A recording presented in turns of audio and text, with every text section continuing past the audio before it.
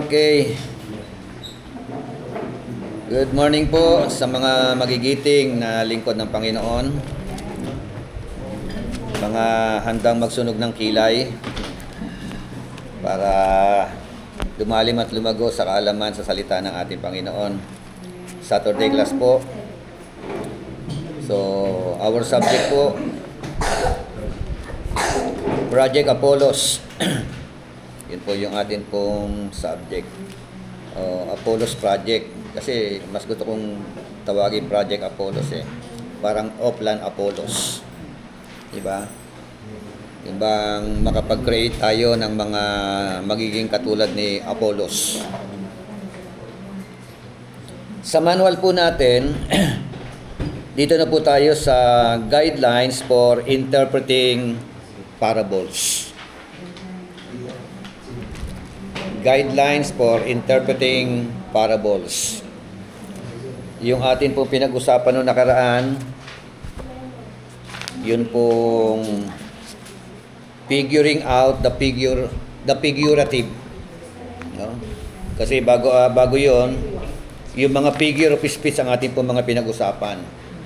Ano po? Ngayon doon paano raw po natin malalaman kung ito ay figure of speech noong nakaraan po yon. So balikan na lang ninyo sa Andrew, yun po. Talakayan doon, ano po. Sa mga hindi nakapasok noong nakaraan. At ngayon po, interpreting the parables. Guidelines for interpreting the parable. So, yan ay isang genre. Tayo muna yung manalangin. Let us pray.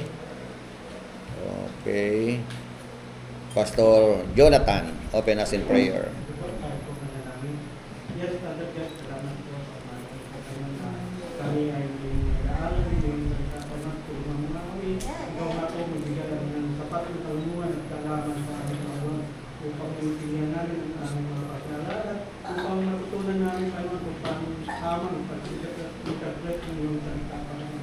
Ikaw po ang kamunan, paano sa kapagtulong, ikaw ang magbigay ng sapat na kalaman sa kanyang kalungan, upang maibahagi niya kayo ang mga natutunan niya mula sa iyo, Panginoon, upang kami upang kami ay mabigyan niya ng pagkakalaman. Ikaw na po kayo, nagkamagnabi sa amin, pamarin sa kanan, kaya Panginoon, binabalik namin ito sa pangalan ni Jesus. Amen. Amen. Guidelines for interpreting a parable. Meron po kong definition in connection to the parable. Sabi diyan, parable is a simple story from everyday life that reveals truth to those whose hearts are prepared to hear and conceals the truth. To those whose hearts are prepared. Ano po? So, yan po yung isa daw po itong simpleng istorya o kwento, di ba? Sa pang-araw-araw na buhay. Na kung saan, ito po ay merong inilalahad na katotohanan. Revealing the truth. No? Kanino? To those whose hearts are prepared, no? To hear, no? And conceals the truth. Doon daw po sa mga puso na handa na makinig. Amen? At handang malaman. Yun po tinatawag na katotohanan. How about doon sa mga pusong hindi handa? Walang malalaman dahil hindi handa eh. Di ba? Kaya kailangan prepared talaga, handa talaga tayong makaintindi. So yun ang parable. Sa manual natin, meron tayo diyang definition. Pakibasa nga, Pastor FB. Definition. A parable is a brief story or narrative drawn from human life or from nature, not relating to some actual event, but true to life and concerning something very familiar to the listeners, given for the purpose of teaching some spiritual truth. Amen. So, anybody who can explain it in your own words. Ano raw itong parable na to? Yung definition na sa manual po natin.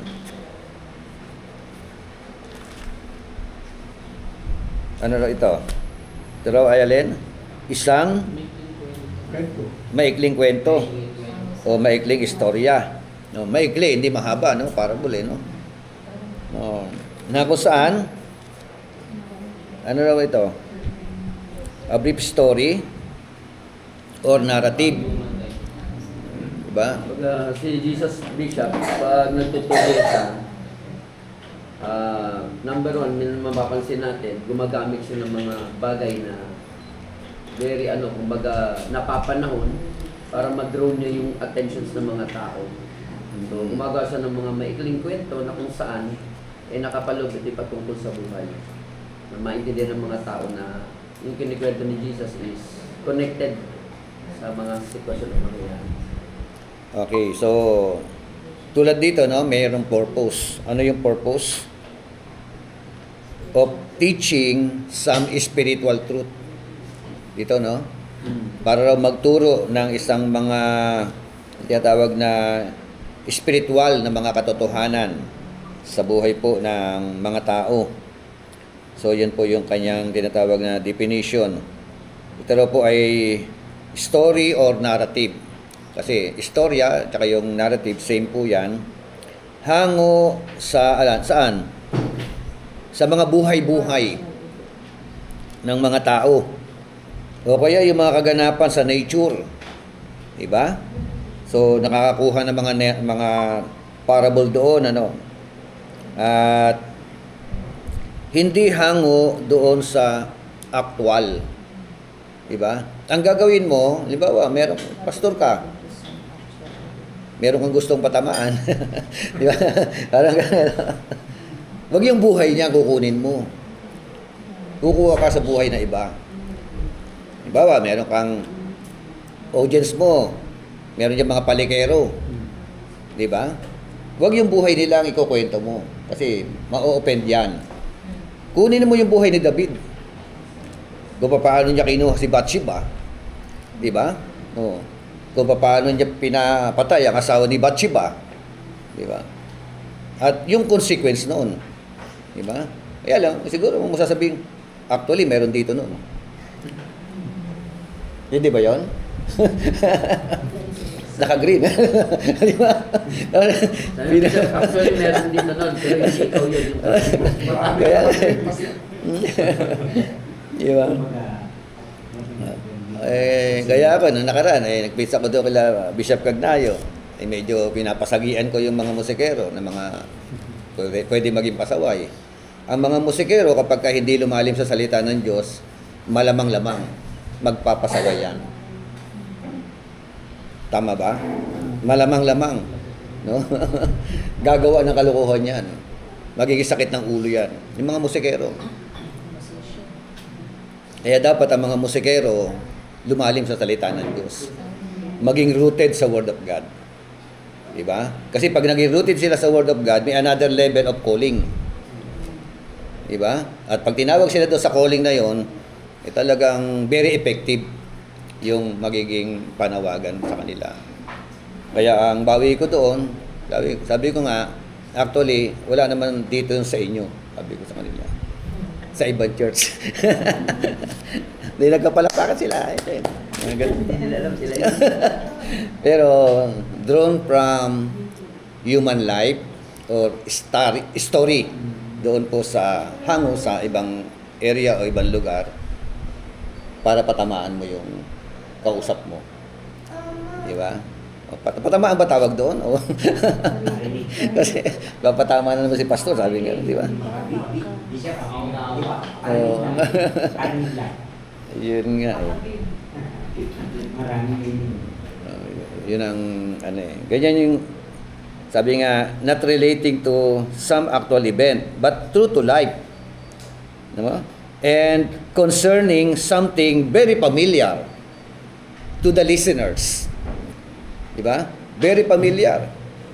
Kaya ako minsan magugulat ka, may mga meron ka marinig sa audience parang ako yata yung kinakausap ni pastor. Di ba? Parang personal yata ako kinakausap ni pastor sa mga preaching niya.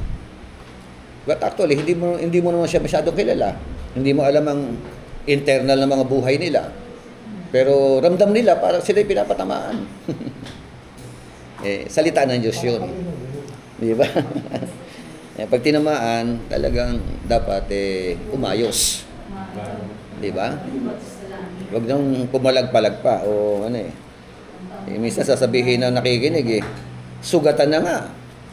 Inasinan pa. Di ba yun? Sugatan na nga, inasinan pa. Di lalong humapdi. Ganyan yung word of God Di ba? Ang salita ng Diyos ay higit pa. Saan? Sa tabak. Hindi katulad ng tabak The Bible said, higit pa sa tabak. Na magkabila ay talim. Masamo na yun. Diba? Tumatagos sa kasukasuan hanggang sa utak sa buto. Diba? Yun ang word of God. Kaya tingnan nyo, ang bumabago ng buhay ng tao, word of God. Ang maraming mga ngaral ngayon, word of man. Paano makakapag-change ng life yun? Diba? Ito po, yung salita ng Diyos po ang ine-expose. Binibigyan ng interpretasyon, ng diwa, ng sense, ipinapangaral, hanggat hinihimay-himay mo yan, tatago siya sa puso ng mga tao. Amen? So, pagka word of man, po pwede maging masaya ka, di ba? Mapatawa ka, pero yung epekto, hanggang doon lang. Hindi tagos sa puso. Amen? So, si Kristo, marami siyang ginamit na parable. Di ba? So, actually, yung parable na ginagamit niya, hindi maintindihan ng ibang mga tao. Kahit sila kahit yung mga disciples ni Kristo Ano yun? May ibig sabihin nun. Kaya meron sikreto silang paglapit kay Christ Lord, baka po pwedeng ituro mo sa amin ang kahulugan ng mga parable. Iba yung audience, iba yung general na speaking in parable, iba po yung talagang iba? Pagbibigay na at paglalapat na ng angkop na interpretasyon. Amen? So, ayan po ang parable. How to study a parable?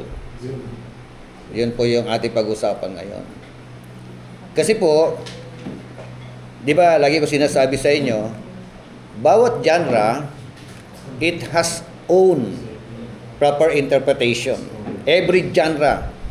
Ang parable, one of the genre of the Bible. Isang genre lang yan. Kaya may proper yan na pag-interpret. Proper na pag-aaral. Amen? So, hopefully, maintindihan natin, At pagka mga ngaral na tayo ng parable, hindi na tayo yung pachamba-chamba. Diba? Okay. May 3 hakbang. 3 steps in studying a parable. At i-apply natin mamaya ito sa mga ilang parable na ating po pag-usapan. Po. 3 hakbang. Ang unang hakbang,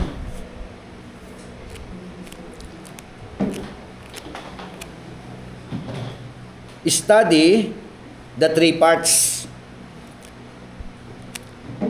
Ano yun? Number 1, see the setting.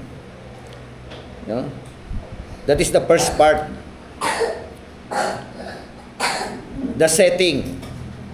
Yun ang blanco, Ibig sabihin, pag sinabing setting, it is the place of surrounding where an event takes place. Okay? Ano raw ito? A place or the place of surrounding where an event takes place. Lugar. Ano po? Di ba paggagawa din ng mga pelikula, may setting yan? Merong setting. Kaya titignan ninyo yung parable. Saan binanggit yan? No? Ano pinag-uusapan diyan? Like for example, the parable of the sower and the seed. May setting yan. Di ba? Wala sa mall yan. Di ba? Hindi pwedeng sa mall ang setting yan. Sa bukid ang setting yan. Di ba? At yung bukid at saka yung lupa, di ba? May kakaibahan sa lupa natin eh. Lupa nila na pinag-uusapan. Kaya mahalaga yung pipindutin mo yung panahon, punta ka sa panahon nila. Diba? May mga ganun, diba? Merong palabas ng mga bata, yung ganun, pumipindot, tapos pupunta sa panahon ni David and Goliath. Superbook. Superbook yun, ano. Ganun po. Mag-i-imagine ka talaga. Mag-iisip ka ng ganun. Ilagay mo yung sarili mo doon sa senaryo.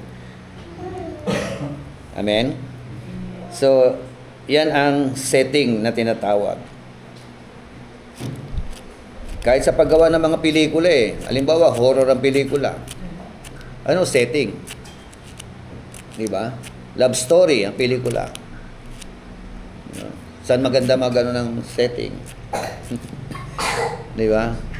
O kaya ang pelikula para yung mga mga kababalaghan.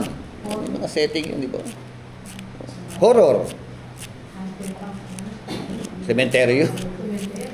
Common yung sementeryo, no? So, titingnan po natin yun. Kaya masarap mag-aral ng Bible. Yeah, akala nyo basta-basta nagpipreach? Hindi basta-basta mag-preach. Maraming talagang kailangan pagsunugan ng kilay. So, ano yung ikalawang bahagi? The story. No, samahan natin, meron kayo dyan. The story. Di ba? Ibig sabihin an account of life's event in someone's life. Kahit kayo, may kanya-kanya rin kayo sariling istorya ng buhay. Tama ba? No. So, bawat panahon ng buhay natin, meron tayong lesson na napulot. Di ba? Sa panahon na inyong kabataan, sa panahon ng kawalan, sa panahon na may mga bigat na problema. Okay? Morning po. The story. Kanya-kanya rin kayong kwento ng buhay. Magkakaiba po kwento ng buhay natin. Amen? At ang maganda niya, kung minsan, yung buhay mo, nagbibigay ng aral sa iba. Tama? Yung buhay ng kapitbahay natin, pwede maging parable yan. Diba? Ang talinghaga ng buhay ng isang seaman. O, diba? Talinghaga ng buhay ng isang seaman na merong pasaway na asawa. O, diba? Buti na lang binata. Di ba? Hindi istorya, Bishop. Totoo yan. Di ba? Oo. 100%. 100%. Sabi ko, di ba? Yung talinghaga yun, di ba? Aminado ako marami.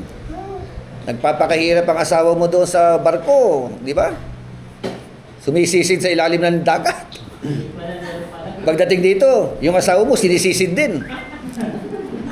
Seaman din pala. Seaman naman pala. Di ba? Puro talinghaga, di ba?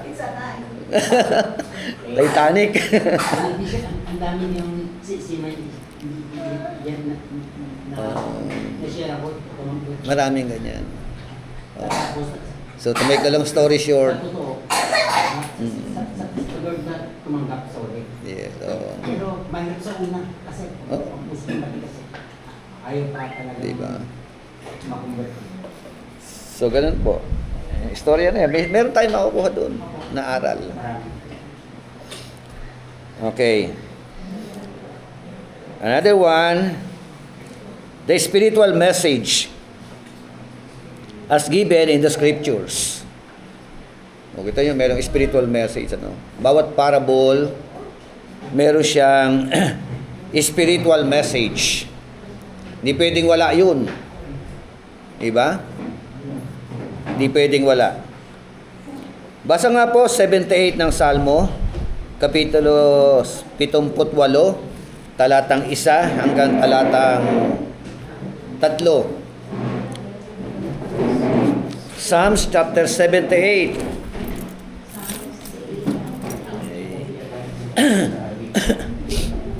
Basa, anybody? 78 verse 1 to 3. Give ear, O my people, to my law. Incline your ears to the words of my mouth. I will open my mouth in a parable. I will utter dark saying of old, which we have heard and known, and our fathers have told us. We will not hide them from the children, showing to the generation to have the praises of the Lord, and His strength, and His wonderful works that He had done. Okay na, sir. So, dito, no? Sabi diyan, in Tagalog, sa English, listen, O my people, to my instruction. Makinig kayo. Di ba? O bayan ko. Saan? Sa mga aral. Di ba? Tapos incline your ears to the words of my mouth. Ano Tagalog noon? Incline your ears to the words of my mouth.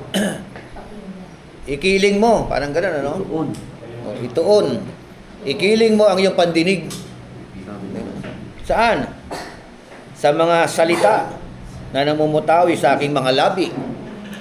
Tapos, verse 2, I will open my mouth in a parable. Amen? The Bible said, I will open my mouth in a parable. Verse 2, di ba? I will utter dark sayings of old. Pakibasa nga po verse 2, Tagalog. Itong aking sasabihin ay bagay na talinghaga. Talinghaga. Nangyari pa noong una, kaya ito'y mahiwaga. Mula pa nang una. No, kaya ito mahiwaga. Diba? Sayings of old which we have heard and known, and our fathers have told us. Narinig, at pagkatapos yung mga ninuno nila, ito rin ay iniaral sa kanila. Amen? Galing kay Lord, papunta sa mga ninuno. Amen? So, at ito ay ibinahagi naman o dapat ibahagi doon sa mga susunod na salinlahi. Amen? So, ayan. Number 2, observe 3 principles in finding the central message. Oh. Ano raw po dapat natin gawin? Obserbahan ang alin? Yung 3 principle. Oo. Principle, ano yun? Prinsipyo. Sa malalim na Tagalog, principles, ano yun? Panuntunan. Tama, no? Panuntunan. No? Saan? In finding the central message. Bawat parable, meron siyang tinatawag na central message. Kailangan matumbok mo yun. Diba? So, sabi nga, letter A, each parable has one and only one central message. Amen? Kaya ikaw bilang mga ngaral, kailangan mo malaman yun at matumbok mo yun. Diba? Bawa tanungin kayo, ano yung central message niyan? Pag sinagot mo yun, swak. No? Eksakto. Ibig sabihin talaga, iba yung tumbok eh.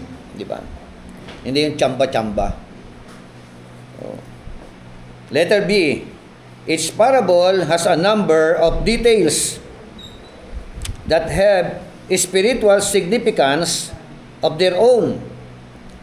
But all of these details should relate to the one central message.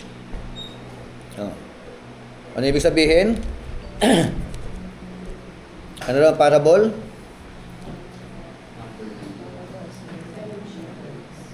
One central. Meron din tawag number of details. Diba? So, ibig sabihin, it has a number of details. Corresponding a number of details. So, pwede ka makakuha ng 3 detail, 4 na details. Pero dapat makita mo connected sa central message. Yung 3 na yun. Yung talagang pumuntos ka ng 3. Connected sa central message. Amen? So, mamaya, magsasample ako sa inyo ng parable. Letter C, each parable has details that have no special spiritual significance. Bawat parable daw po, merong iba't ibang detalye. Tama? Pero, ang sabi diyan, even though na meron pong mga iba't ibang detalye, pero it has no spiritual significance. Diba? So, mamaya. And number 3, study the application or applications to our own situation and service. So ngayon, aalamin natin yung tinatawag na application. No? Saan? Sa contemporary reader in our life. Tayo yun, yung contemporary reader. Amen? So yun po yung tapos na yung parable. Isang page lang naman di ba? Oh. Susunod guidelines for interpreting prophecy. Oh. Sige po. Open our Bible in the book of ano ba yan? The Parable of the Good Samaritan. Saan yun? Luke chapter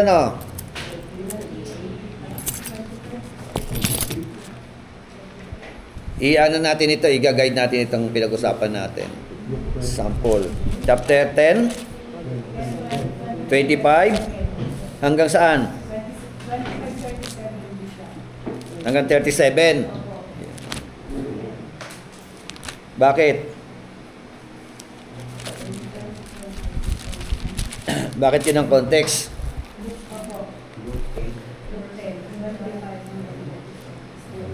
Ang parable Luke chapter 10 verse 30. Tama ba? Luke chapter 10 verse 30 to 37. Tama? Oh. Saan nagsimula?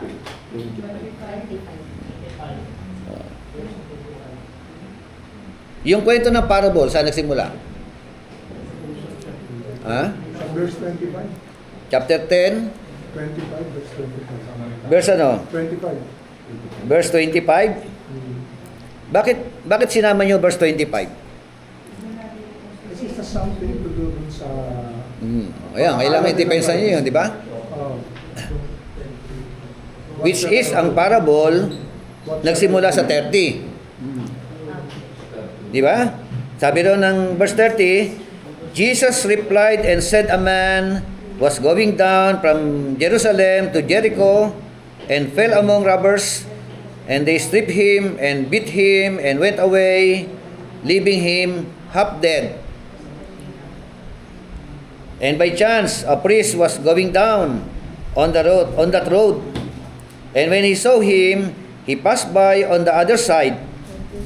Likewise, a Levite also, when he came to the place and saw him pass on the other side, verse 33, but a Samaritan who was on a journey came upon him, and when he saw him, he felt compassion. 34, and came to him and bandaged up his wounds, pouring oil and wine on them, and put him on his own beast, and brought him to an inn, and took care of him. So, hanggang 37. Diba? Pero, ano ang ugat ng pagkukwento ni Jesus Christ sa talatang 30?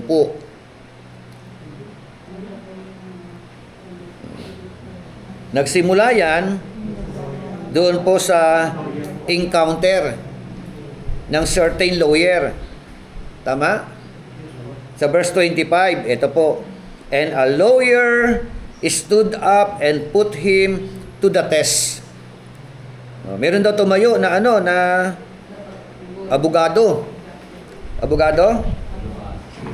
At tumayo sa harapan niya, anong purpose? Test him. To test him. No? Para subukan ang ating Panginoon Jesucristo. No, ano sabi niya? Teacher, what shall I do to inherit eternal life? Guro, anong dapat kong gawin para magtamo ng buhay na walang hanggan? Ano sagot ng Panginoon? Oh, kita mo ha? Yung pantas, may nagtanong, lawyer, sumagot yung pantas. Di ba? Oh, ano sabi ni Christ? And he said to him, what is written in the law? How does it read to you? Di ba lawak ng tanong niya? Ano nakasulat sa kautusan? Di ba? Oh. Ano nabasa mo sa kautusan? Anong meron sa kautusan? Oh. Tapos ito sagot ng lawyer. And he answered, you shall love the Lord your God with all your heart, and with all your soul, and with all your strength, and with all your mind, and your neighbor as yourself. Hindi niya sinabing, thou shall not steal, thou shall not kill, thou shall not. Di ba dami thou shall not? Bakit? Magaling ano? Alam niya yung conclusion ng mga ng kautusan. Nahatila sa dalawa. Di ba? Sabi niya galing matalino siya You shall love the Lord your God, paano? With all your heart, with all your soul, and with all your strength, and with all your mind. Tapos, yung kasunod no? And, your neighbor as yourself. Tapos, verse 28. And he said to him, sino may sabi? Si Christ. You have answered correctly. Para sa Tagalog, may tama ka. Tama ba yun? Ganun ba yun? Tama ka. Ganun. May tama yun. No?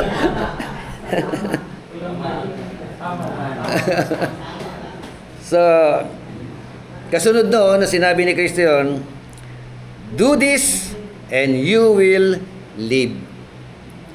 Ano lumalabas? Ano implication ng mga talata? Kabisado niya ang batas. Kabisado niya ang law. Kabisado niya ang commandments.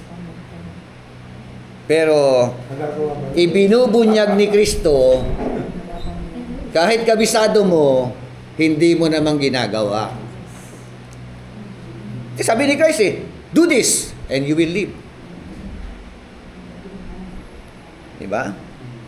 Maraming ganyan, Maraming alam sa Bible, pero hindi naman ipinapamuhay.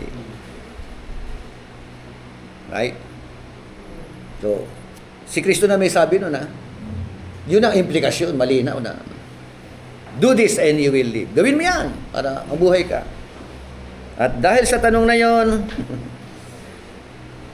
sa commandment ng Panginoon na ito, do this and you will live. Verse 29, but wishing to justify himself, he said to Jesus, who is my neighbor? Diba? Sino yung aking kapwa? Kaya pumasok po ang parable. Amen? Sa tanong na yun, who is my neighbor? Bakit niya tinanong yun? Bishop na. Ha? Bakit niya tinanong yun? Kaya, ano, sa certain lawyer yan, ha? Pero, most likely, guys, quote and quote, ha? Quote and quote. Oo, kasi one seven ako din na, kaya niya tinanong siguro, most likely, alam niya nagagawa niya kasi alam niya kung sino yung neighbor niya. Yes. Most likely, same people like Pharisees. Pero hanggang dun lang siya. How about other Alam people? niya, Ayun. oo. So kaya tinanong niya, Who is my neighbor? Sarcasm. Oo. Sino yung neighbor ko? Nagagawa ko naman yan. Tingin nga, you tell me, who is Oo. my neighbor? So parang ganun yung lumalabas. Kaya nga, para tinanong niya, sinong kapwa-tao ko ang dapat kong gawan? Dapat kumahalin. Diba? Sa tatlo, sinabi niya. Nang mahalin. Diba? Parang sa atin din, parang bishop, di ba? Magulang natin kapatid. Natural ka, lahat naman tayo nagmamahal. Yes. How about others? Kasi Oo. normal lang yan. Yung magmahal ng magulang mo. Eh, yung magmahal ng mahal mo sa buhay, Madali lang. common yun eh. Common. Pero para mahalin mo ang kapwa mo, mahirap na ano yun. Kaya doon siya. Diba? Kaya, Wah, actually, Yeah. nakakalot ko dyan. Oo. diba? Mayabang masyado. So, paano mo na mamahalin yung kapwa mo? Love your neighbor as Bigat yun. yourself. Hindi mo gagawin yun. Diba? Pero di ba likas sa tao, selfish. Yeah. Lovers of themselves. Diba? But to love your neighbor, ibang usapan yan. Eh paano pagmamahal sa neighbor? Katulad ng pagmamahal mo sa sarili mo. Kaya nga merong golden rule. Anong golden rule? Oh, do. Do unto others. Do not do unto others. Do unto others. Ganun lang, di ba? Do unto others what do you want them to do unto you. Do not do unto others what you do not want them to do unto you. Di ba? Gawin mo sa kapwa mo yung gusto mong gawin nila sa iyo. Huwag mong gagawin sa kapwa mo ang ayaw mo nilang gawin. Ayaw mong gawin sa iyo. That is the golden rule. Di ba? And because of that, yun na, nagkwento na siya ng parable para maging malinaw sa kanya kung anong klaseng kapwa-tao siya. Revealing the spiritual message, spiritual truth. No? Kasi naggagaling-galingan siya, lawyer siya. Matalino yan, aral yan. Diba? Kaya niyang i-bend the law. Diba? Kaya niya, lawyer yan eh. Di ba mga karamihan ng mga lawyer? Yung batas sabihin na ganun. Oo. Sasabihin sa'yo, panalo ka, mananalo tayo. Kailangan lang natin ng 50,000. Oo. Pero in reality, nag-usap na silang dalawang parehong lawyer. Kumpanyero. Yung ganun na eh, no? Panyero. Yan. Ganyan yung kalakaran. Di ba? Ang lawyer, nuno na sinungaling. Di ba? Oo. Kahit alam ng talo, sasabihin mananalo tayo. Basta lalo na kung ang kliyente niya eh milyonaryo. Ano yun? Lawyer na bago naging Christian. Lawyer na bago naging Christian. Iwan niya yun. Depende na Ano sa nga eh. Ang problema, Christian na. Di ba? Nalalagay pa sa alanganin. Di ba? Okay, sige, balikan natin ito. Baka kung saan tayo mapunta doon. Lalo na ngayon, ang bansa natin, critical.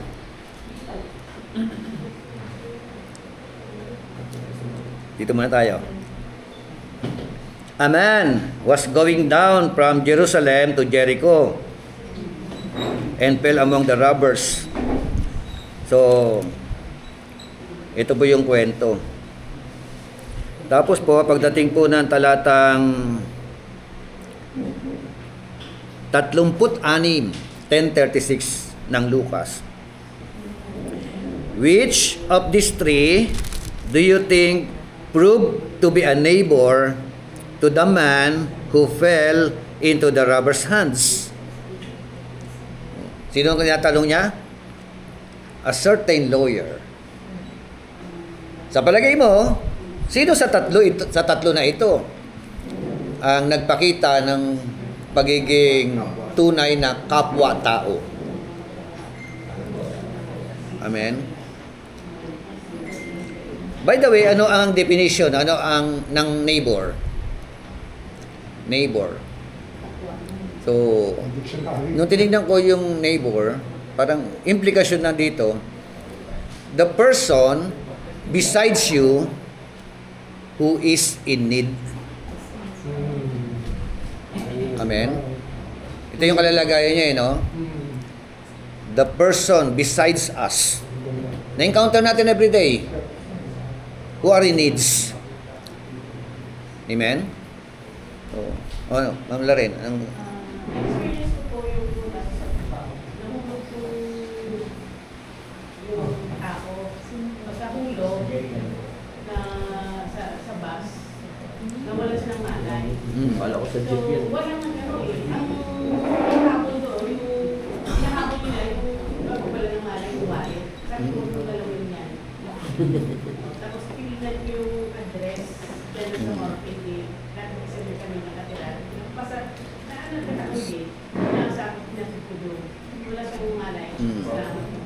Ang ibig sabihin sa neighbor, dahil hindi literal na neighbor mo, yung binaanan ko lang na nakipagkaroon.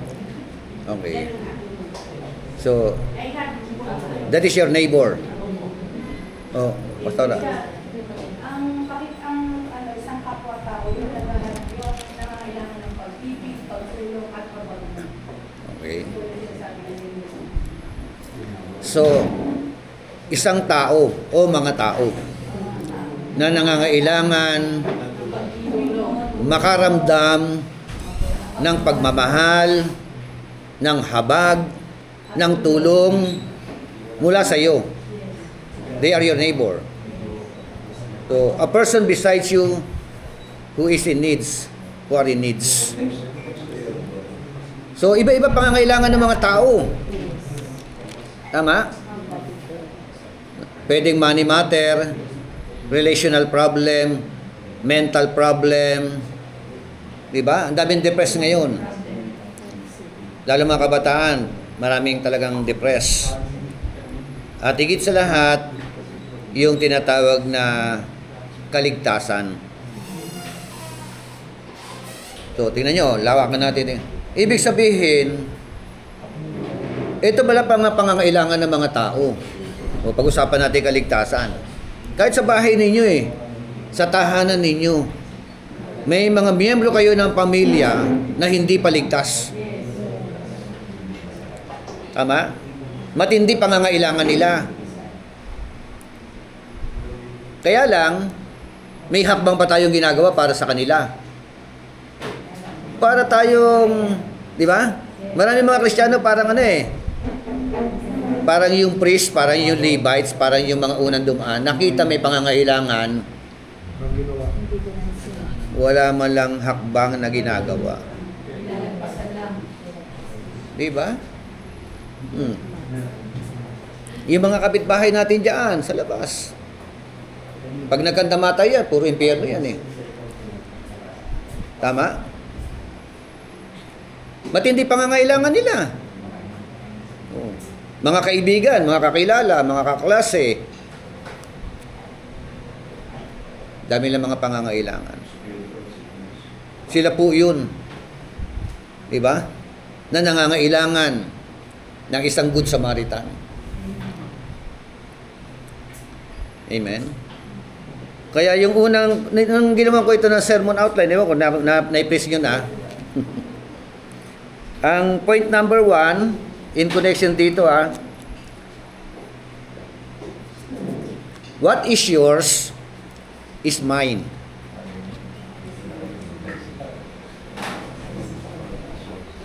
What is yours is mine. Kaninong katangian yon? What is yours is mine. Dito, sabi roon, verse 30. Jesus replied and said, a man was going down from Jerusalem to Jericho and fell among robbers. And they stripped him and beat him and went away, leaving him half dead. Oh. Espiritu ng mga robbers. Mga mangungulimbat. Di ba? Yung mga hold-upper. Di ba? So, bakit robbers? Kasi po, ang mindset niyaan, yung nasa iyo, dapat mapunta sa akin. What is yours is mine. Pag sugarol ka, what is yours is mine. Gagawin lahat yan, mandaya na yan. Diba? Oh. Ay mga politiko, mula yung pera ng taong bayan, mapunta sa amin. Kahit maleta pa yan, kahit na container pa yan, walang kabusugan yan. Robbers. Diba? Pera na ni Juan de la Cruz gusto mapunta sa kanila. Tama? Ang daming ganyang mentalidad. Pag ang mindset mo, pag-aari ng iba mapunta sa iyo, you are belong to that kind of person. Asawa ng iba gusto mo mapunta sa iyo. Right? Kasama ka dyan. Tama? Wala naman nagsusugal na magpapatalo o magbibigay ng pera. Kaya ka nagsugal dahil gusto mo yung pera niya mapunta sa iyo. Kasama ka dyan. Di ba? Pagka ikaw ay kubetos ka, kasama ka dyan.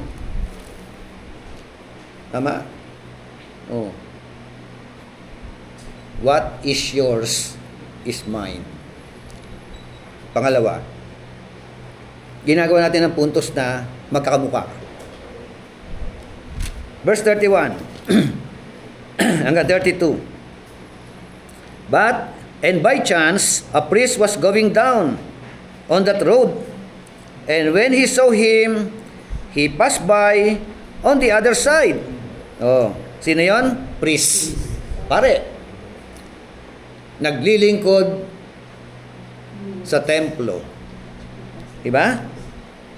Likewise, a Levite also, when he came to the place and saw him, pass by on the other side. No. Anong mindset? What is mine is mine. Diba? Nadaanan na yung nangangailangan. Talaga matindi pangangailangan, duguan eh. Half dead eh. Pero, pass by. Ayaw lang masangkot yata. Ayaw masangkot, maaari. Ayaw madamay. Ayaw magastusan. Ganyan dito sa atin. Ayaw maabala. Di ba? Oh. Siya lang nagsusunod. Oh. Wala pang tao ganun. Marami mga ganun, ano? Parang, Self-centered. self ano? Lahat sa Oo. kanya.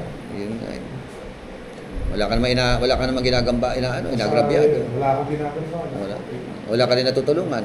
Wala akong ginagawa. Di ba? Wala nang nagambala, wala nga rin So, yun nga eh. Tsaka ano yata, Bishop, sa custodian ko ng Middle East, hindi pwedeng gawin sila. Oh. Hindi sila pwedeng, hanggang hindi ko yung doktor. May mga ganun. Pero, Samaritan, mukhang doktor yata yun. a matter of life and death, ano? Basta sa Middle East, hindi pa pwedeng hindi ka doktor na Kasi, ito mga religious people ito eh. Alam niyo sa kanila, ay pwede hindi sa siguro. Kahit yung bubong, halimbawa, Israelita ka, wala na, religious leader ka. Oo. Kahit yung bubong na bahay ng Gentile, Hindi ka pwede. hindi ka po pwedeng dumaan doon na nalililiman ka eh. Oo. Ganyan ka sila legalistic eh. Oo. Ganun sila. Parang theory. Oo. Holier than thou sila eh. Kasi more on action sila eh. More on Kung ano anong eh. ipukin mong madumi, Oo, dudumi yun, ka rin. yun ang Sa kanilang Old ano eh. Testament. Mm-mm. Kaya, Oh. So, verse 33, but a Samaritan who was on a journey came upon him, and when he saw him, he felt compassion. malupit ng compassion. Felt compassion.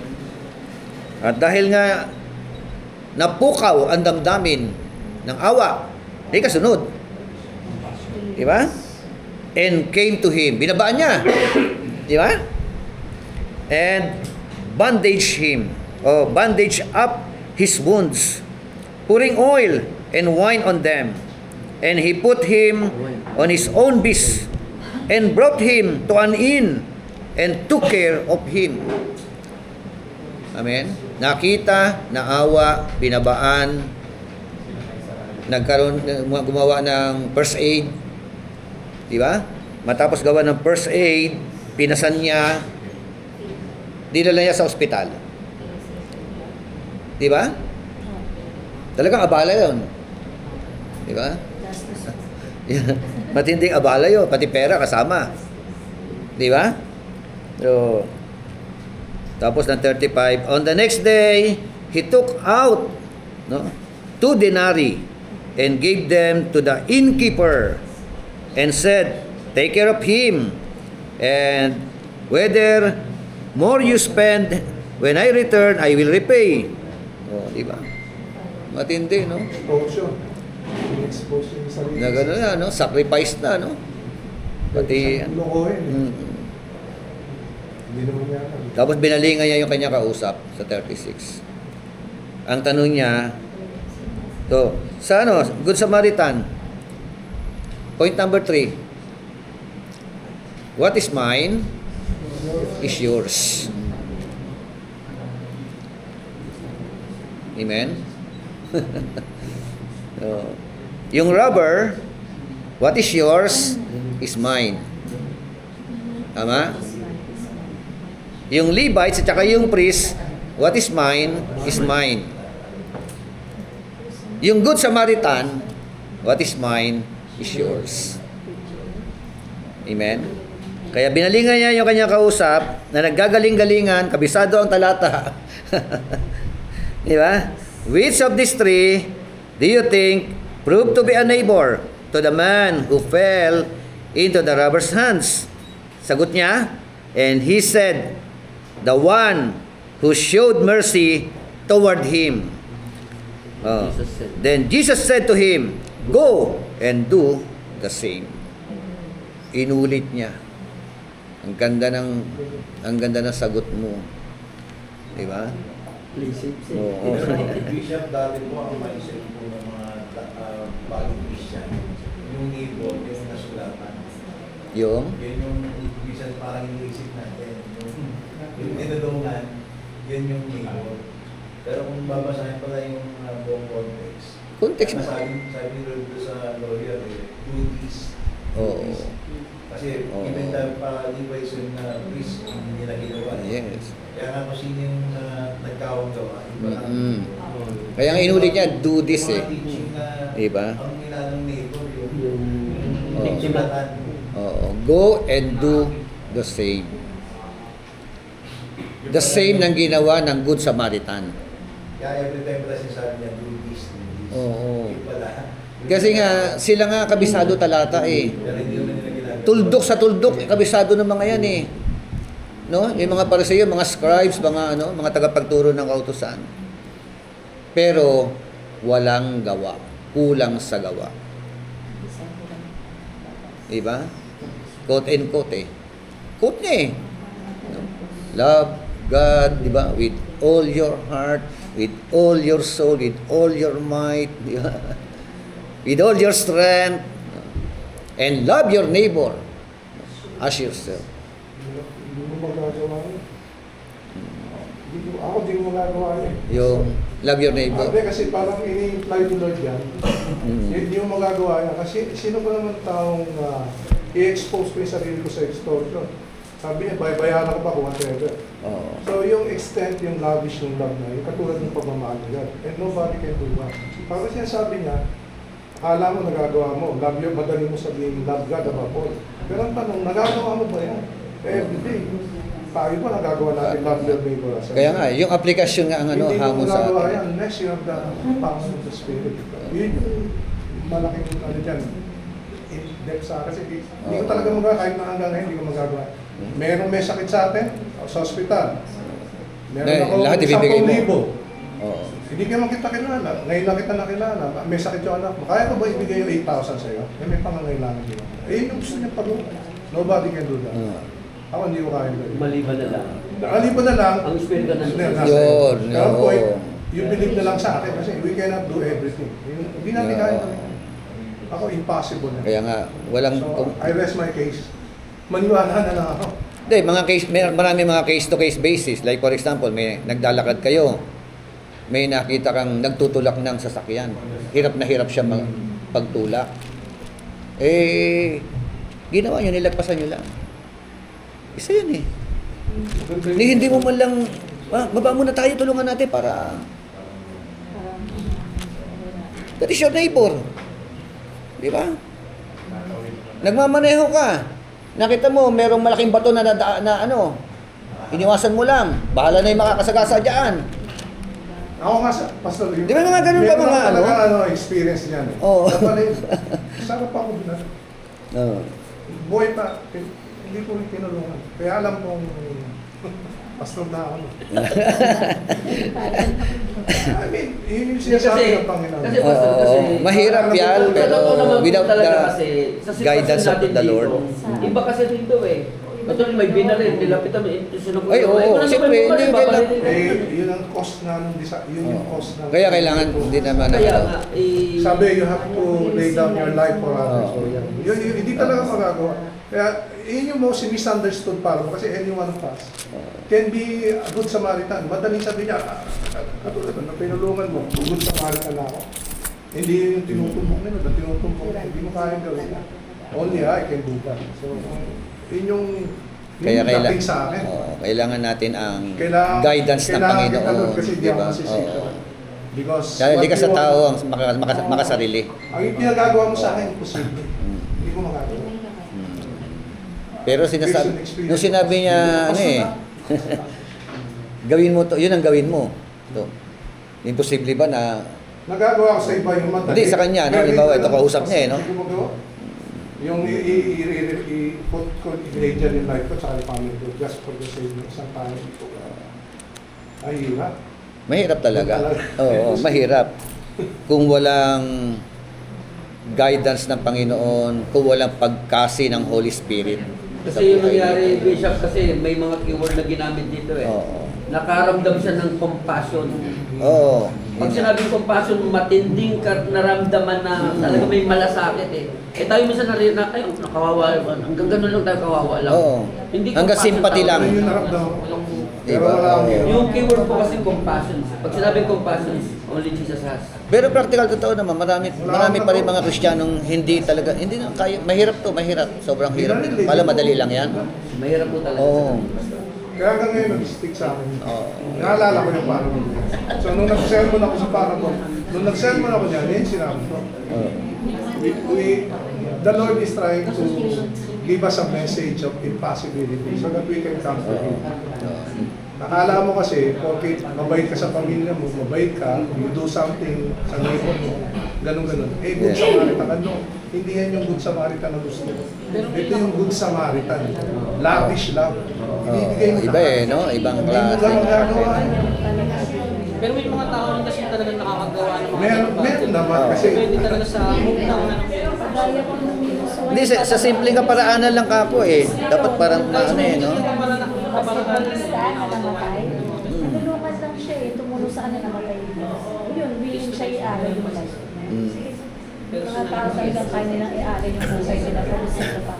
Halimbawa, naglalakad ka sa mall. Hindi pa ako nag- Tapos yung kasunod mo, mga case to case ha, lalakad ka sa mall, may naglalakad din sa harapan, dumukot sa bulsa, pag dukot niya sa bulsa, nalaglag yung pera, lumakad diretso, o ano gagawin mo?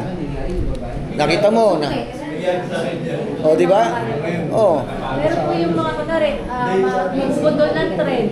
Hahabulin mo para lang i-save yung life niya. Diba? yung Save yung life pagkatay ka, o kaya nga ano, Marami po niya sa... kaya marami mga senaryo na po pwede ano eh. Ilan yung 3 words mo? Oo, Minus yun. di ba? Madagdag sila.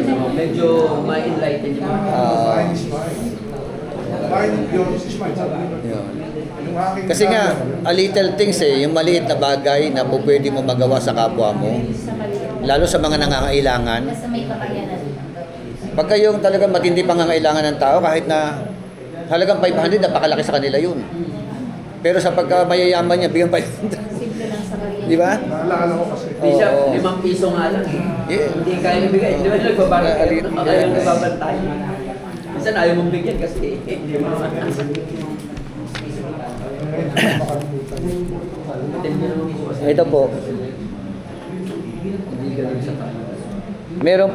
meron pong kwento. Si Randolph Churchill. Kilala niyo si Randolph Churchill? Siya po yung Sinasabi na si Bishop. narinig niyo na yan? He was a British Parliament traveler. No? A British Parliament traveler to Scotland. No? Si Randolph Churchill. At sa kanyang paglalakbay, pagbibiyahe, nabalahaw yung kanyang sasakyan. At hindi siya makaahon. Nabalahaw siya. So, meron pong dumating na tumulong sa kanya. Ang pangalan si Alexander Fleming. No? Ito pong si Alexander Fleming, anak ng farmer. No? Scotland farmer, no? Na ito po ay tumulong sa kanya. At dahil nga sa natulungan o tinulungan ni Alexander Fleming, ito si Randolph Churchill, inalok niya ng malaking halaga. Pero inayawan niya. So, okay na po ako dito, sabing ganon.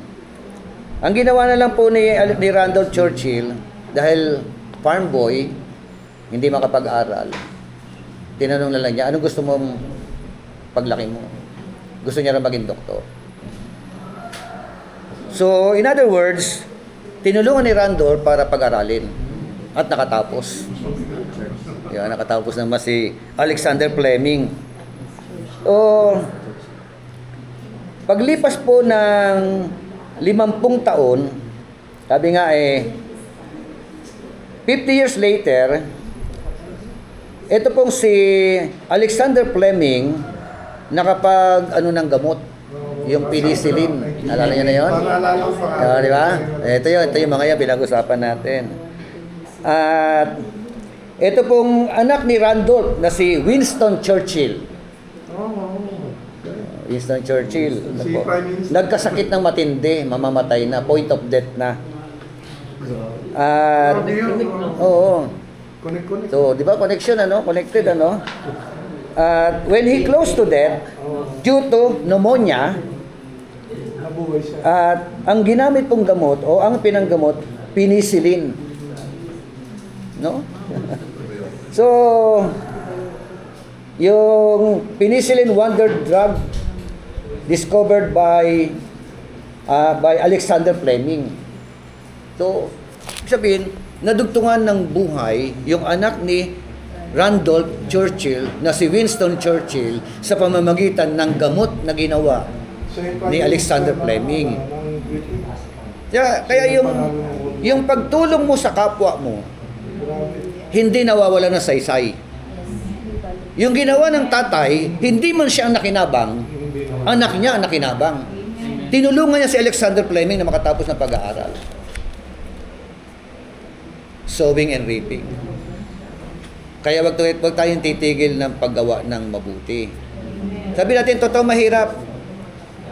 Pero, kung ganyan ang mindset natin, darating at darating ang araw, aani ka. Diba? What you sow is what you reap. Amen? Ito mo, no?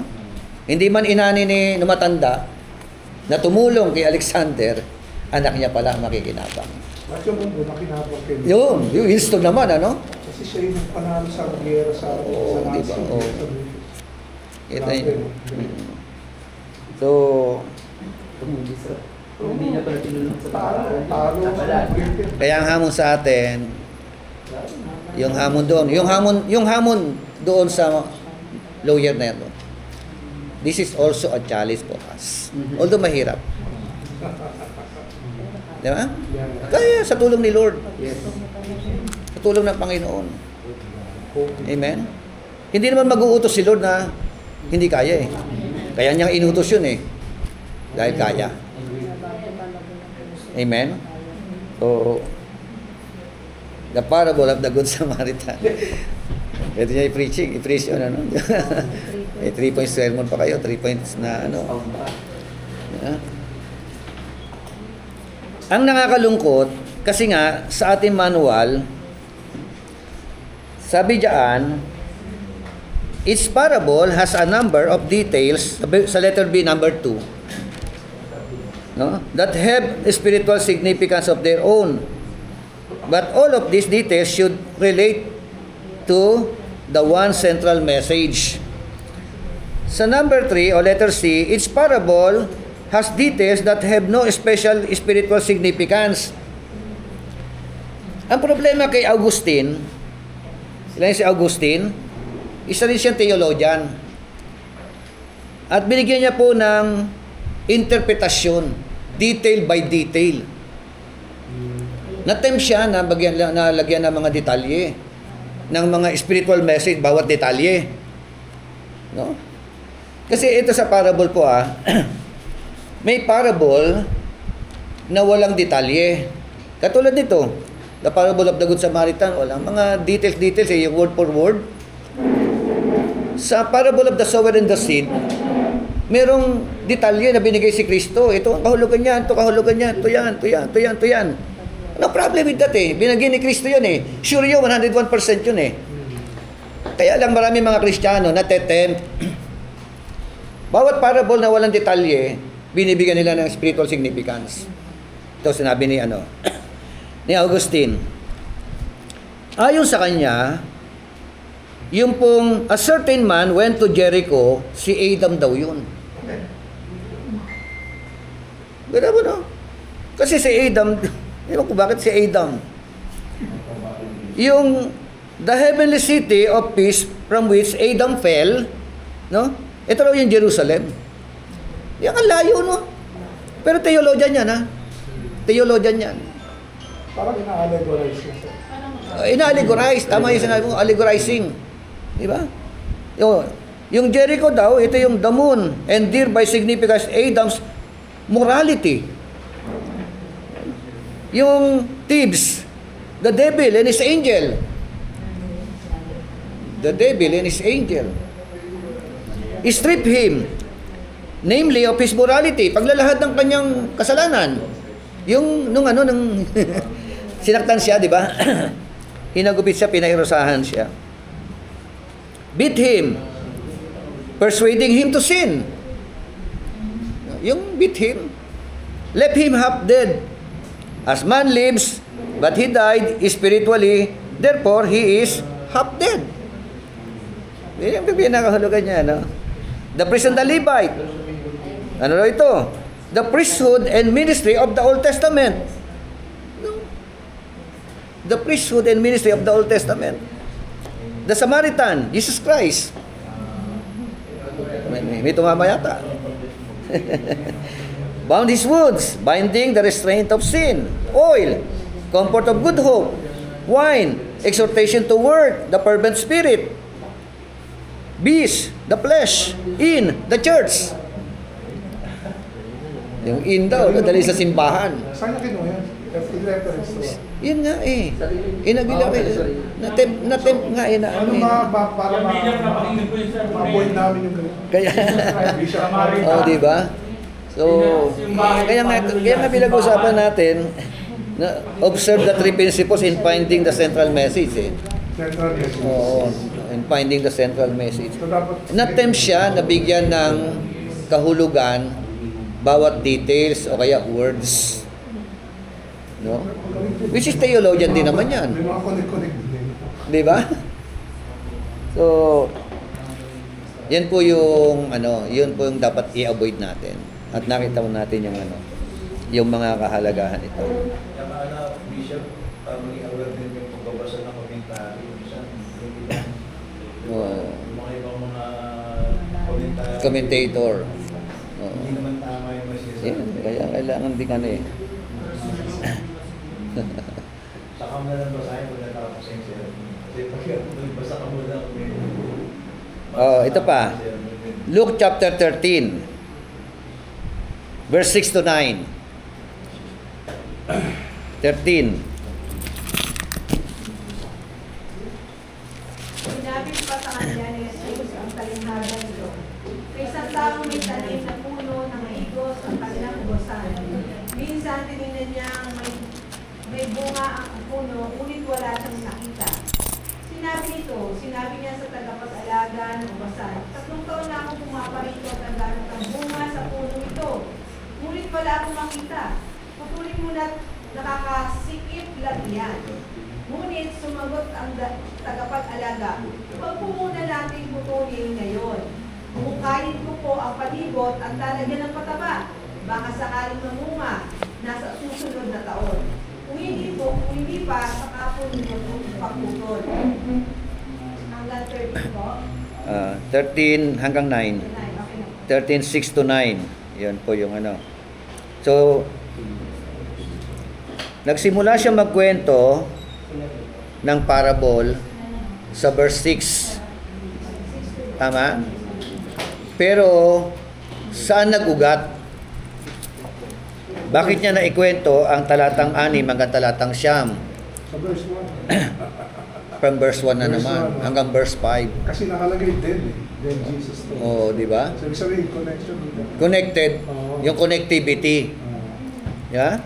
So, anong meron sa verse 1 at saka sa verse 5, hanggang verse 5? Yun, yung So, sabi nun, now on the same occasion, there were some present who reported to him about the Galileans whose blood Pilate had mixed with their sacrifices.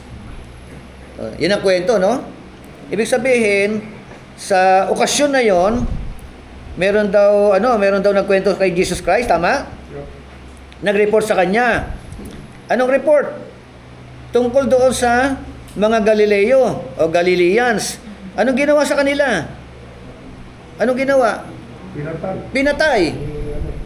Tapos piniga ang dugo. Ano ginawa sa dugo? Di ba yung dugo nila, sabi rin mixed with their sacrifices. Inihalo yung kanilang mga dugo sa kanilang mga sakripisyo. Di ba? Pero, anong sagot ng Panginoon? Unless you repent, you will perish too. And Jesus said to them, do you suppose that these Galileans were greater sinners than all other Galileans because they suffered this fate? Verse 3, I tell you, no, but unless you repent, you will all likewise perish. Ano sabi ni Kristo? No, Ano ba sa akala ninyo? Ito bang mga Galileo na ito, Galileans na ito ay greater sinner? No? Sa ibang mga taga-Galileo, to compare with other Galileans, dahil nga nag-suffer ng ganitong karanasan. Diba? yun yung paliwala nila kasi. Kasi gano'n, Pag masama ka, magsasuffer ka na. magsasuffer ka. Even us, ganun din Oo, naman. di ba? Pag may Parang- ginagawa ka, Mm. ano lang langit ko. So, Yun yung paliwala nila. yun ang sagot niya Tapos binalingan niya yung kanyang kausap. para ba kasi nasabi niya, hindi sila ang issue. The issue is not about them, not about the Galilean. The issue is all about you. Di ba? Ano sabi niya? Verse 3, I tell you, kausap niya, but unless you repent, you will all likewise perish. Di ba? Tapos may kasunod na naman na ano. Or, siya na nagsasabi nito, si Kristo na. Verse 4, tama? Christ was speaking. Sabi niya, or do you suppose that those 18 on whom the tower in Siloam fell and killed them were worse culprits than all the men who live in Jerusalem? Di ba? I tell you, no. Sabi niya, ano? Sinasabi ko sa inyo, hindi. Tapos binalingan niya na may kausap. But unless you repent, you will all likewise perish. Di ba? Madalas kasi, kapag ka may mga dilubyo at maraming namamatay, nagiging judgmental kaagad ang tao. Masama yun. Kasi maraming mga mangkukulam dyan sa Tacloban. Di ba? Di ba? Maraming mga culprits diyan, maraming mga sinners diyan, maraming wicked diyan. Kaya, nangyari sa kanila yan. Very common sa mga tao ganun. Pag napapahamak ang isang tao, Yeah. di ba? Meron kagad. Meron kagad jumping into the conclusion. Parang katulad din nangyari kay Paul, no? Oo. Yung pinuka siya sa ano. Oo, totoo Hindi yun. nakaligtas Oo. sa bagyo. Hindi pa tinutukay. Pumulupot pa lang. Di ba? Sabi, tapos pinagpag... May tanong Sabi, din yan eh, sa 911. Oo. Si John MacArthur, bakit nangyari 911? Oo. Sabi, anong message ni God sa mundo? The message is, anytime we will die. Oo. But before that happens, you must repent. Yun din yung message. Yes. Nung Nung nasunog yung ano sa LA, yung nasunog ang LA, whether wicked or not. di ba? Ang mahalaga, mag-repent ka, mag-believe ka. Kasi before that happened, dapat mag-repent. Di ba? Merong babae na nagpipris doon eh. Repent. Pero pinagtatawanan lang siya ng mga tao. Di ba? So, the issue is not all about doon sa mga nagsuffer ng trahedya. Amen? The issue is all about to those who are still alive. Amen? The issue is all about tayo mga bumabasa ngayon. Tama? Huwag natin sila pag-usapan, patay na yan eh. Ano, bahala, si Lord na bahala dyan. The issue is all about you. Buhay ka pa eh. Tayong buhay. No? Anong, kaya nga pumasok ang verse 6, 9, hanggang 9. And he began telling this parable. A man had a fig tree which had been planted in his vineyard, and he came looking for fruit on it and did not find any. Oh, di ba? Meron daw isang tao, merong vineyard, di ba? Tapos yung may-ari, ano nangyari? Pinuntahan niya yung kanyang vineyard, di ba? Anong purpose ng kanyang pagpunta doon? Hanap ng bunga. Naghahanap ng bunga sa fig tree. But the problem is, even though no, the owner is looking for the fruit. But when the owner is looking for the fruit, what happened? No? Sabi roon?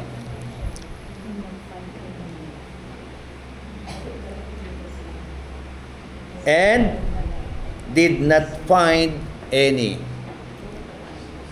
Amen? Kaya kamusta tayo mga mananampalataya? Di ba? May bunga ba?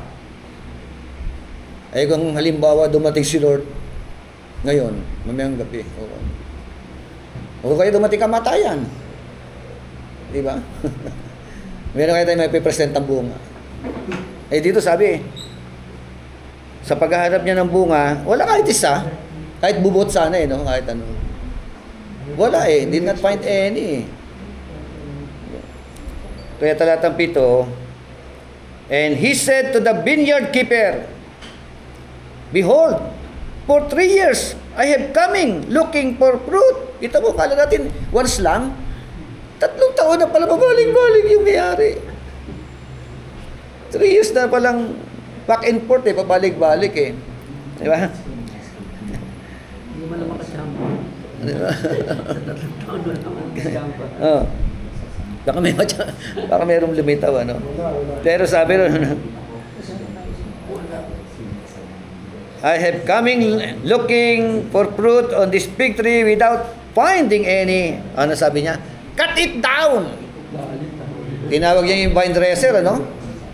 Putulin mo na yan! Bakit puputulin? Nakakasikip lang!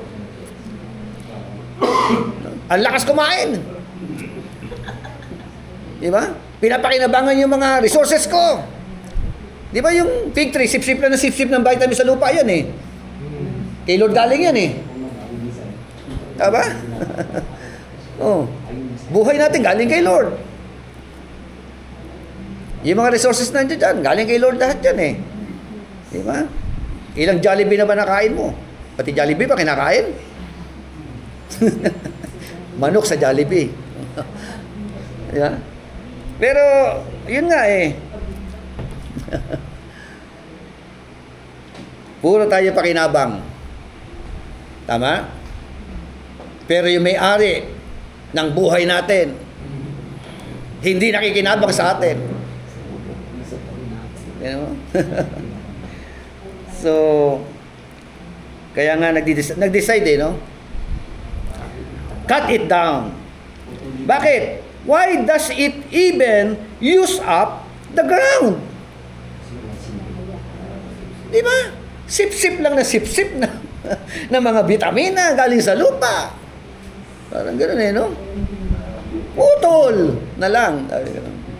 Pero ano sabi po ng vine dresser? And he answered and said to him, let it alone, sir, for this year. No? Until I dig around it and put it fertilizer. Buti na ano, no? Humingi ng another chance. Mediator yung ano. Sabi no? Bigyan po natin ng pagkakataon. Di ba? Di ba sabi nga lagi ko na yung mga tao na napunta sa impyerno, they were begging for another chance. But they don't have any chance. Amen? But the problem here on earth, the Lord our God continually, purposefully, no? Patuloy ang pagbibigay ng chances sa mga tao. Pero they were rejected that chance. Amen? Diba? Nakakalungkot, ano? So, dito, ang pinag-uusapan bunga. Diba? Kaya, dapat, mahamon ng mga mananampalataya, bearing fruit. Amen? At ang sabi ng talatang siyam, and if it bears fruit next year, fine. But if not, cut it down. Humingi ng chance Sige sir, wag muna. Sa katabi mo, wag muna. Di ba? Tapos sabi ng vine dresser, alagaan ko po muna. Pukayan ko sa palibot, lagyan ko ng fertilizer. Balik po kayo next year. Pag nagbunga, mabuti. Pag hindi nagbunga, putol. Ang tanong, pinutol ba o nagbunga? Pinutol o hindi naputol? I-workout pa, bisa. Kaya nga, babalikan ko, unless you repent, you will all likewise perish. Connected eh. Oo. Huwag natin pag-usapan na mga nadilubyo na yan, mga namatay na yan. Unless you repent. Repentance for unfruitfulness. Connected eh. Di ba? Oo. Kaya pagsisihan ng hindi pamumunga. At marami mga Kristiyano walang bunga. Until now. Kaya safe-seated sa spine. Di ba? Oo. So, ibig sabihin nun, Pastor, false siya. False disciple siya. Kasi parang siya yung nasa third seed. Yung apat na seed. So, yung possibility na sa church, maraming false disciple. Kaya walang bunga eh.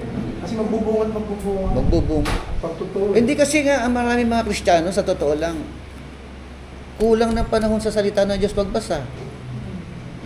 Kulang ng pananalangin. Hindi rooted sa Word of God. Tamad humayo. Tamad tumulong sa kapwa. Di ba? Tingnan niyo yung mga kalalagayan. Paano nga magsisipagbunga yung mga yan?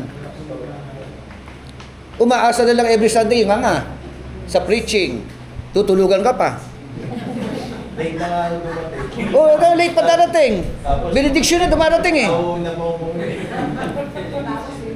Paano magbubunga? O, di ba? Oh.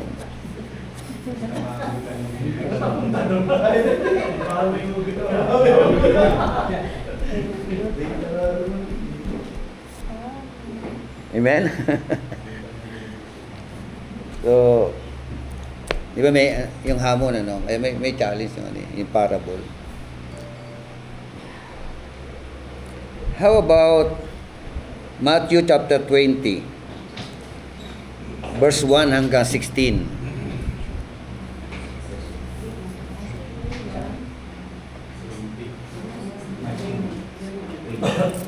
Chapter 20. Kasi madalas natin ginagamit, lalo na yung verse 16.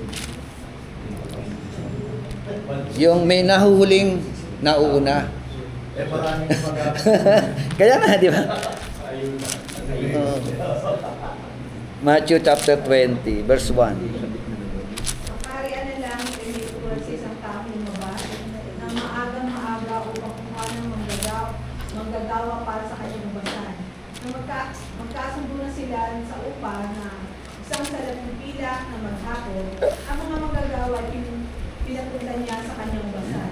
Nuwa siyang muli ng alas 9 ng umaga at nakita siya ng ibang pang patayo-tayo lamang sa palengke.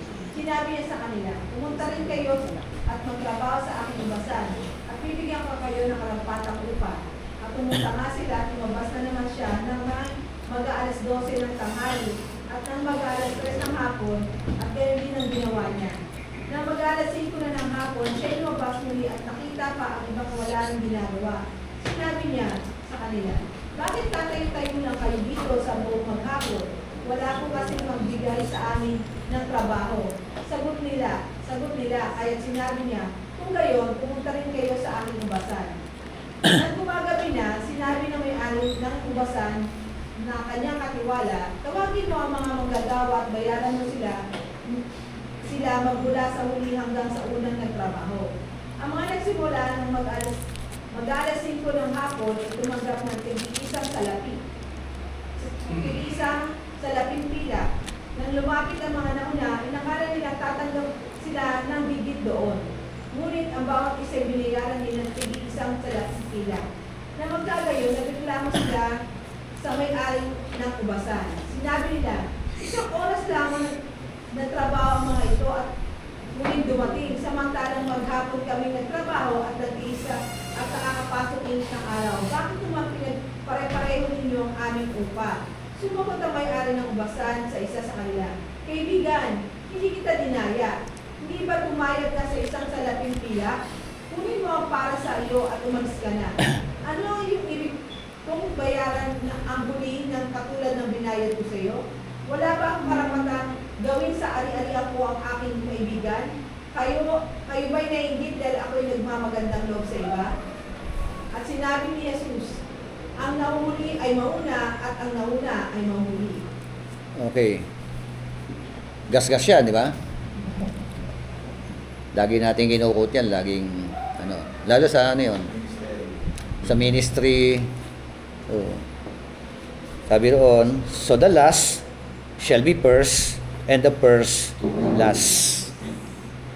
So, bakit sinabi yun? Sino pinatutungkulan diyan? So the last shall be first, and the first last. Ano yung kwento? Manggagawa, di ba? Worker. Meron tinawag ng alas 6 ng umaga. Yun ang unang trabaho nila, no? May tinawag ng 9. Merong alas 12.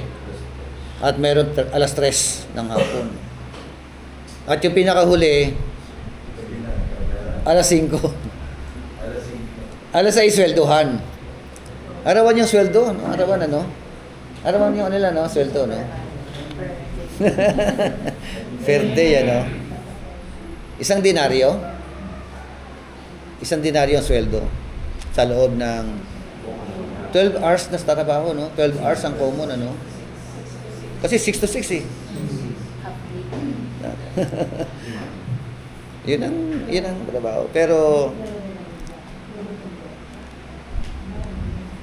yun nagtrabaho ng alas 6 ng umaga, nagtrabaho ng alas 9 ng umaga, alas 12 ng tanghali, alas 3 ng hapon, at yung pinakahuli alas 5, nung swelduhan na. Pare-pareho. Same amount. Diba? Kaya, ang unang pinasweldo yung alas 5. Tama. Yeah. Inabutan na isang denaryo. Yung may-ari. Tapos sumunod siguro yung alas 3, no? Isang denaryo rin. Medyo, okay lang. 2 oras naman lamang sa akin. Lamang ko na parang siya, no? 2 oras yung pagitan. Yung alas 12 sumunod. Medyo mahaba-haba yung ano. Kalahati na halos yung nawala, no? Mas lalo na yung umaga pa lang, alas 6 pa lang. Nung abutan, isang denaryo rin. Same amount.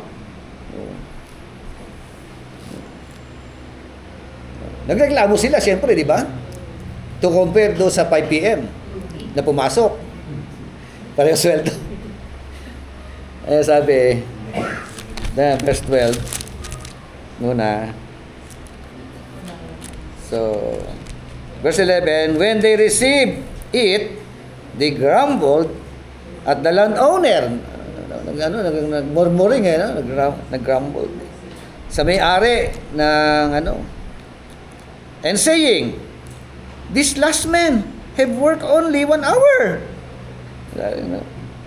And you have made them equal to us who have borne the burden and the scorching heat of the day.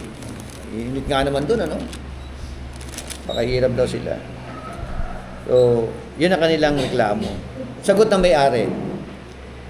But he answered and said to one of them, friend, I am doing you no wrong. Di ba?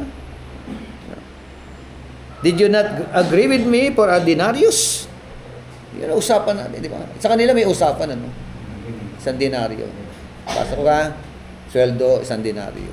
Di ba yung usapan natin? Kaya sabi niya, take what is yours and go. But I wish to give to this last man the same as to you.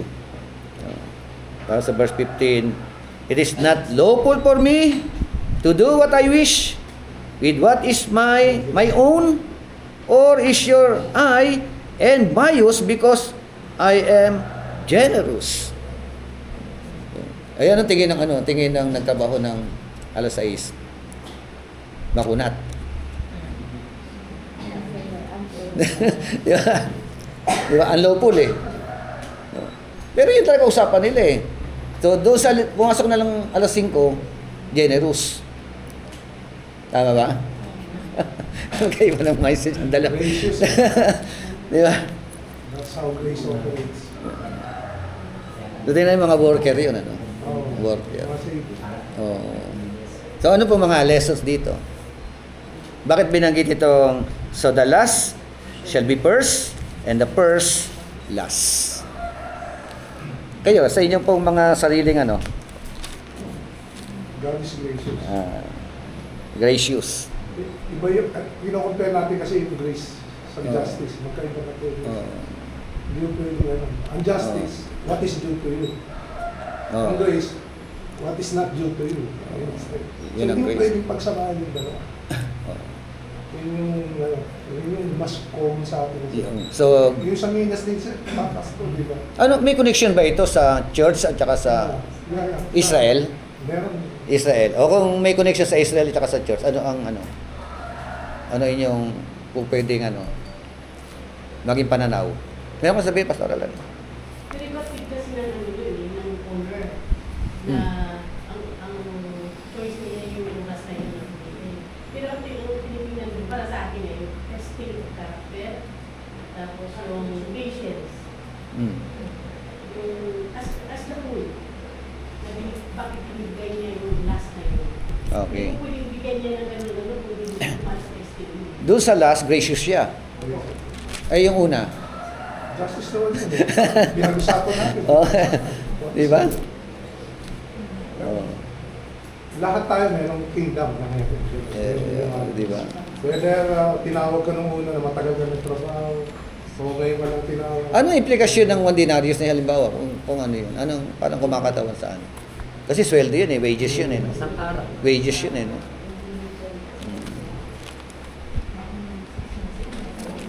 Reward. Reward. Reward. Oh, sige. Kasi yung sa akin po, bilang mga tao, yung standard po natin, Hmm. tumitingin po tayo base sa ginawa natin. Oh. Siyempre, we are expecting more salary than other. Kasi Oo. pasok po sa whole day, siyempre, we are expecting more salary. Okay. Tapos, siyempre, yung standard naman ni Lord, generous siya eh. Yung kanyang provision is pare-parehas lang, walang lamang, walang ano. Hmm. Ibig sabihin, hindi mo pwedeng gumawa ka, mas malaki yung reward mo or yung reward mo. Kumbaga, same na lang tayo. Kumbaga, same na provision na yung binibigay. Kaya nga, minsan, yung mga katulad ng mga leaders natin, Hmm. na parang akala nila marami na sila nagagawa sa church. Oo. Ibilan nila. Tapos, ituturo yung iba, bakit sige nito, ito lang parang may comparison. Oo, yun nga. Pero doon sa standard ni Lord, is parehas lang naman. As long na talaga yung pag-delivery mo is talagang call out. Kaya nga, do it all for the glory of God. Minsan may mga workers natin or leaders or pastor na kumbaga binibigay yung ginagawa sa kanila. Oh. Tapos nag-expect tayo. So minsan merong mga senaryo, yung mga karanasan. Merong matagal na sa church. Tagal na. Nasa 20 years na, di ba? Pero tapos Di ba po? may darating na bago. Di ba po? Parang isa ganun no? Ang tagal hindi lumalago. Tapos merong bagong dumating, ang bilis lumago. May mga ganun bang mga nakita ninyo na mga naging karanasan? So, applicable ba yun doon? Yan naman, that is my question. Applicable ba dito sa talata na ito? Yung... Yes. Oh. Wala sa amin. Wala sa... Kasi nakukot ito in connection to sa mga ganong karanasan, di ba? Sa church eh. Believers lang yun ang concept. Oo. Walang outside dito. Base doon sa context. Oo, yun nga eh. Mga mamagagawa sa hugasan. So ano mga katotohanan in connection to this parable? Truths in this parable. Ito lang yung mga nasipat ko, no? Una, salvation is by grace, Grace. not seniority. Diba? Not seniority. Ang kaligtasan, biyaya. Tama ba? Sa verse 4, ano sabi ng verse 4? 20 verse 4. Verse 4, sinabi niya sa kanila, pumunta rin kayo at magtrabaho sa aking ubasan at bibigyan kayo ng karampatang upa. And so they went. Sabi lang o tinawag punta kayo doon sa ubasan. At ang maganda, tumugon So, naalala niyo yung tip on the cross? Yeah, yan yun. Di ba? No. Pareho sila di ba? Nakapako na sa krus, pareho mamamatay na eh. So, on the spot, naglatag siya ng pananampalataya niya kay Jesus Christ. Kaya sabi niya, Panginoon, alalahanin mo ako pagdating mo sa paraiso. Ano sabi ni Christ? May assurance eh. Hindi sinabing, sige, pag andun na ako, alalahanin kita. Nasabi noon, ngayon din, today, you will be with me in paradise. Saved by the bell yun, Yun ay para ito, saved by the bell, no? Samantala yung mga apostol, magmahal. Kaya may mga ganun, may mga saved by the bell na mga naligtas, Eh, paano yung matagal mo na niyayaya na na Hindi pumunta. na sumamba o maglingkod sa Panginoon, ayaw. Wala ka. Tapos nung nakabingit sa kamatay, pinatawag ka. Tumanggap. Ay, okay yun. Pagpasok na yun. Ligtas o hindi? Ligtas yun.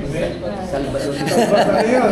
Saved by the bell yun. Saved by the bell ba yun? Hindi, depende kasi. Kaya nga no? Kasi lahat ng Kristo tatanggapin yan eh. Kahit Kristo sa bungan, tatanggapin niya. Basta alam niya po pwede magpagaling sa kanya eh. Diba sabi Kaya nga, tayo, tama. Di ba? Kanina, Bishop, yung inaral natin, unless you repent. Kasi, Di ba? ano na, may sakit siya eh. Di ba? Nagpupunta pa nga Banahaw yan eh. Magpapakulam, ayun yung... Kaya nga kasi, may example. Di siya may Sa example. magugulam eh, di ba? May example. Patawas eh. Yung Basta- tipon tapos. Oo. Yun ang Yun nga eh. pinag-example. Eh basta yung sinabi ni Kristo, today you will be with me in paradise. Saved by the bell talaga yun. Di ba? Oo. So, sa verse 15, sabi dito, is it not lawful for me to do what I wish with what is my own? Sabi rin, Ibig sabihin, God's generosity is fair. Fair. Diba? Patas. Diba? O, huwag natin sisipatin na unfair. Fair. The generosity, God's generosity. Diba?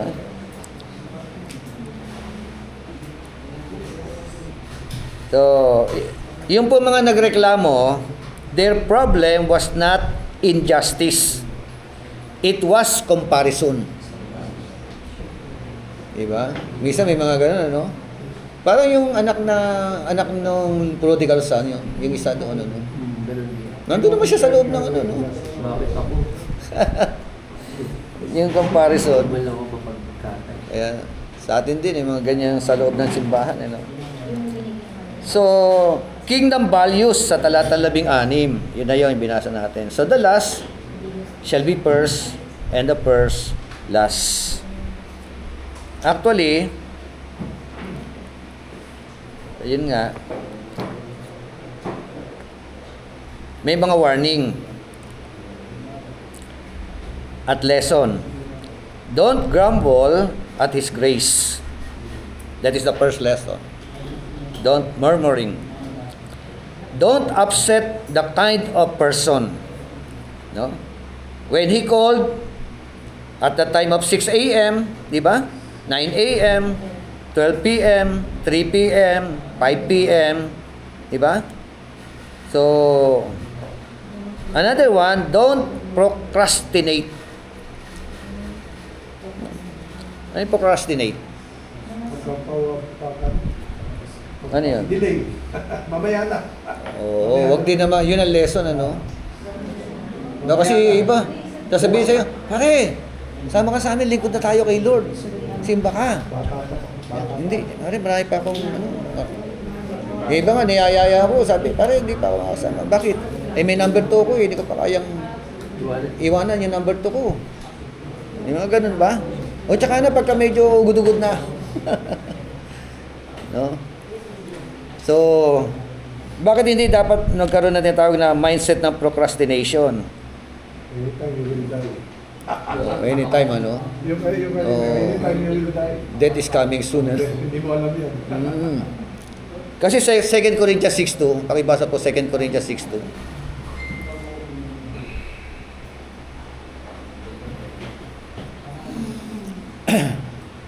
Second Corinthians 6:2. Yes. Sapagkat sinabi niya, sa kaunang panahon ay pinakinggan kita. Sa araw ng pagliligtas, sinakuluhan kita. Ngayon na ang kapulang panahon. Ito na ang araw ng pagliligtas. Oo. Diba? Huwag tayo, pawalang bahala eh. Sabi rin, ano? For He says, at the acceptable time, I listen to you. And on the day of salvation, I help you. O, diba? Sa araw ng pagliligtas, tutulungan kita. Behold, now is the acceptable time. No, hindi yung alas 5 pa ng hapon. O, di ba? O, 5:30. Behold, now is the day of salvation. Kaya hindi rin dapat pagkampante. O, tsaka na. Mamaya na. Di ba?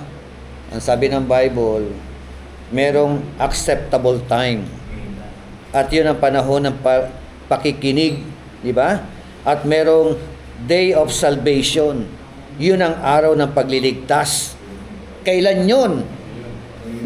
Hindi bukas. No? Hindi pagtanda mo. Ngayon ang araw ng kaligtasan. Eh paano kung ang pamilya ninyo, halimbawa, di ba? Namatay na hindi nakakakilala kay Lord. Di ba?